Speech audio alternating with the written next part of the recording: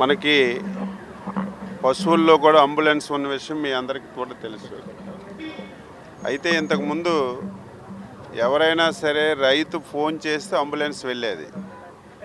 దీనివల్ల ఎక్కువ ప్రయోజనం కలగడం లేదని చెప్పి ముఖ్యమంత్రి గారు ఒకసారి రివ్యూ తీసుకొని ఏవైతే మనకు 300 చిల్లర అంబులెన్స్లు ఉన్నాయో పశువులవి, అందులో 50% 175 అంబులెన్సెస్ ఏదైతే మెడికల్ అండ్ హెల్త్లో 104 లాగా ఒకరోజు ఒక గ్రామానికి వెళ్ళి ఆ గ్రామంలోనే డాక్టరు, మందులు, సిబ్బంది అందరూ కూడా ఉండి ఉదయం నుంచి రాత్రి వరకు అక్కడ ఉన్నటువంటి పశువులకి ట్రీట్మెంట్ చేసి ఇంకొక గ్రామం మరుసటి రోజు వెళ్ళే విధంగా ఒక కొత్త సిస్టాన్ని తీసుకొచ్చాం.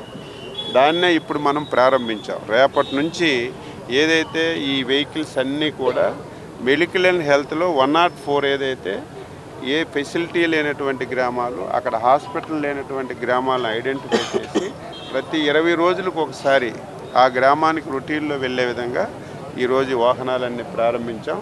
దీన్ని కూడా మీ గ్రామానికి ఈరోజు 104 మెడికల్ అంబులెన్స్లు ఎలాగైతే మీ ఊరికి వస్తున్నాయో అదేవిధంగా వెటర్నరీ అంబులెన్స్లు కూడా వస్తాయి. మీ ఊరికి వచ్చేటప్పుడు రైతులందరూ దీన్ని ఉపయోగించుకొని మీ యానిమల్స్కి తీసుకెళ్ళి టెస్ట్ చేయించుకొని ఈ సదుపాయాన్ని ఉపయోగించుకోమని చెప్పి ఈ సందర్భంగా తెలియజేస్తున్నాను. మొత్తం 365 ఒకే విధంగా పెడితే కొన్నింటికి పని ఉంటుంది, కొన్నింటికి పని ఉండటం లేదు. ఈరోజు అన్ని వెహికల్స్కి పని కల్పించాలని ఈ కార్యక్రమాన్ని తీసుకున్నాం. ఇది ఉపయోగించుకోమని చెప్పి తెలియజేస్తున్నాం.